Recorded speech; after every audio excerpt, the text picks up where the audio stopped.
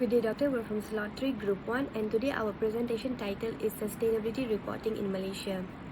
These are my groupmates. We have Sneha, Tanusha, Kuganya, Anusha, and myself, Sri. Now, moving into the first question is actually to outline any guidance used by each company in preparing their sustainability reports.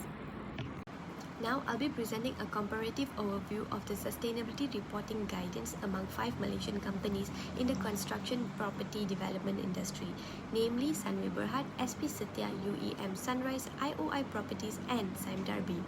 This is the summary of key sustainability frameworks used by all the organizations in a single overview.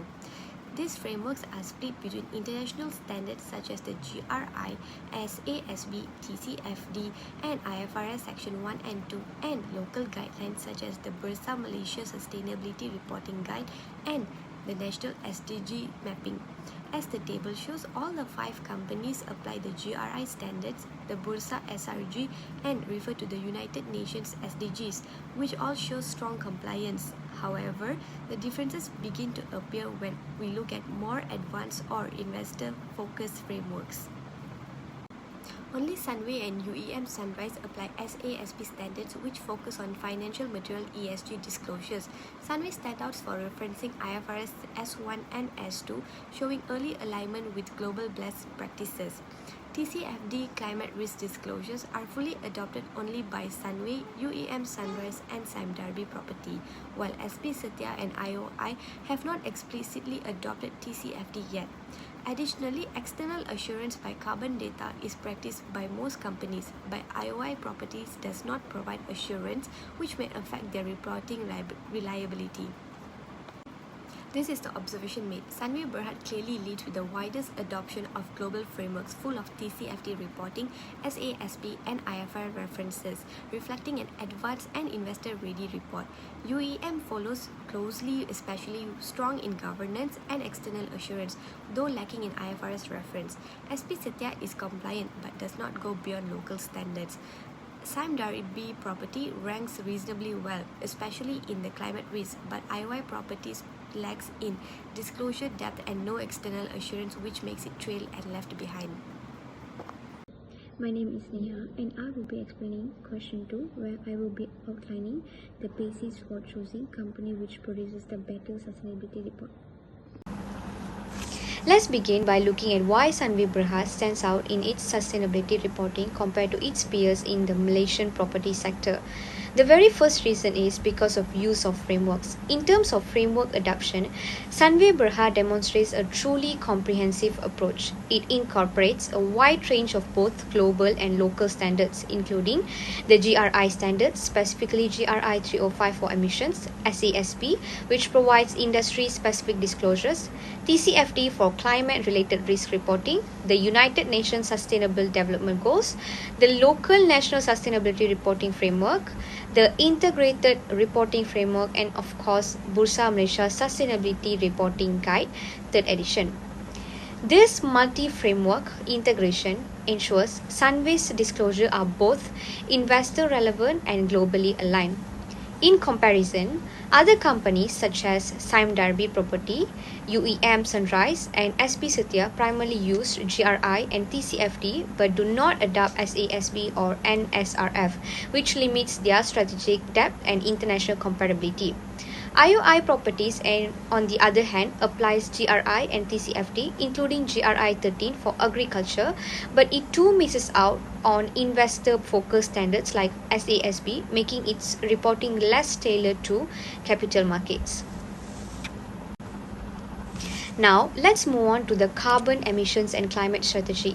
Sunway Berhad again leads with detailed disclosures of Scope 1, 2, and 3 emissions, clearly structured around GRI 305.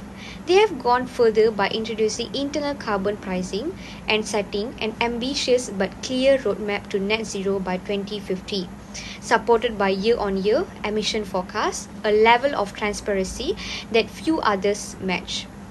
SP Setia has also made progress with a target of 45% emissions reduction by 2030 and 70% by 2040, alongside disclosure of Scope 3 data. However, much of this remains in early stage of execution. Sime property discloses emissions with TCFD alignment but lacks forward-looking data. UEM Sunrise reports all three scopes but does not yet have a detailed carbon strategy.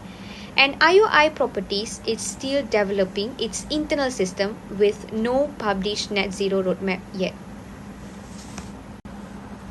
Finally, in the terms of external assurance and data credibility, Sunway Berhad once again sets the benchmark. It engages two different assurance providers, Serum QAS and BDO PLT, each responsible for different categories of ESG data.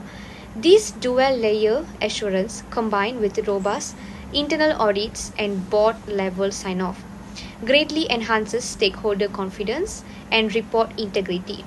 By comparison, SP Satya relies on Deloitte, Sime uses PwC under the CIA3003 framework, and UEM Sunrise engages EY for selected disclosures, all credible but less diversified in scope than Sunway's multi-provider approach.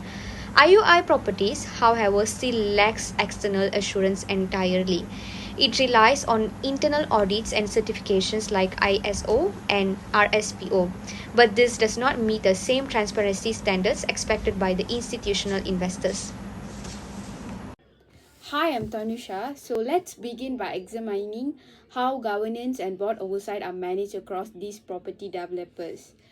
Sunway Berhad stands out with a highly structured approach. It has dedicated board sustainability committee and its practices are firmly guided by the Malaysian Code on Corporate Governance 2021. Importantly, the board not only signed off on the sustainability report but also treats sustainability as a core strategic priority, not merely a compliance requirement. In comparison, SP Satya and Sime do have a board level oversight, but it's less structured and not tied across multiple levels. UEM Sunrise Board also signs off on its sustainability disclosure, but there is limited evidence of deep strategic integration. Meanwhile, IOI Properties has recently formed a board sustainability committee, which is promising, though its overall governance framework is still developing. Next, we look at innovation in sustainability reporting. Sunway Berhad is clearly leading with early adoption of the IFRS aligned ISSB standard S1 and S2. They have also integrated internal carbon pricing tools, used SASB metrics, and even have operational ESG dashboards already in place for real-time monitoring. SP Satya has made progress with its internal e-due system, a digital tool for ESG data tracking, but it is still in the early stages of development. In contrast, Sime UEM Sunrise, and IOI Properties do not currently disclose any digital ESG platform, nor are they aligned with ISSB standard at this point.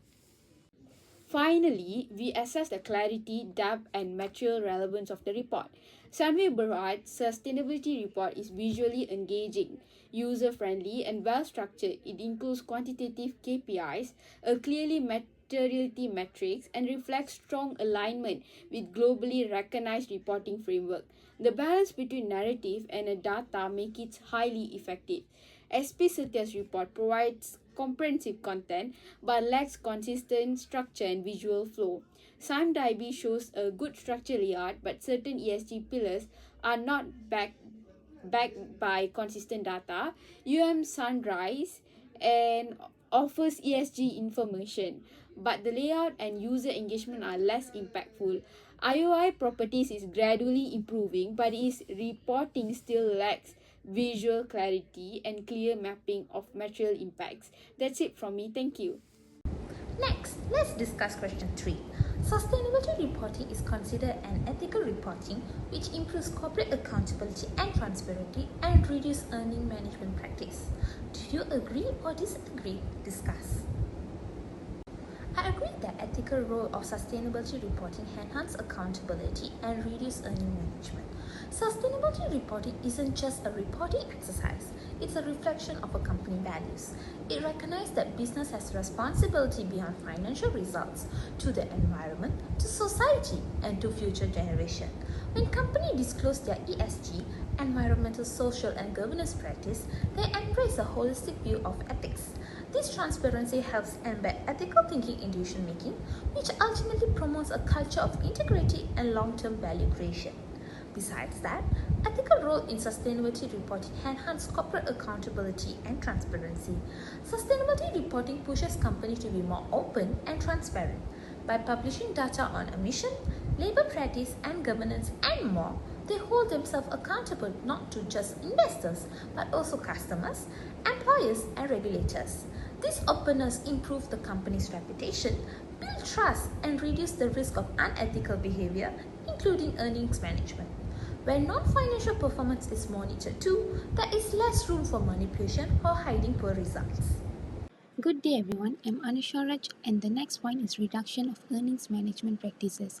Empirical research shows that companies with high quality sustainability reporting are less likely to manipulate their earnings.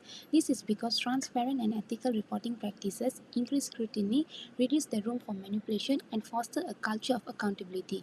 For instance, a study involving 100 oil and gas firms across 10 African countries found a significant negative relationship between the quality of sustainability reports and earnings management. This implies that when firms are more transparent about their environmental and social impacts, they are more likely to report financials ethically. Moving on, looking at the Malaysian context, there is growing pressure from stakeholders such as investors, regulators, and the public companies to adopt responsible and transparent reporting practices.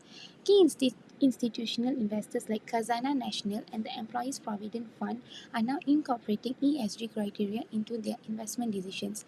This has prompted Malaysian companies to take sustainability reporting more seriously. A good example is Tenaga Nasional Berhad, which has improved the quality of its sustainability disclosures in response to stakeholder expectation, reinforcing its accountability and transparency. That is all from us. Thank you.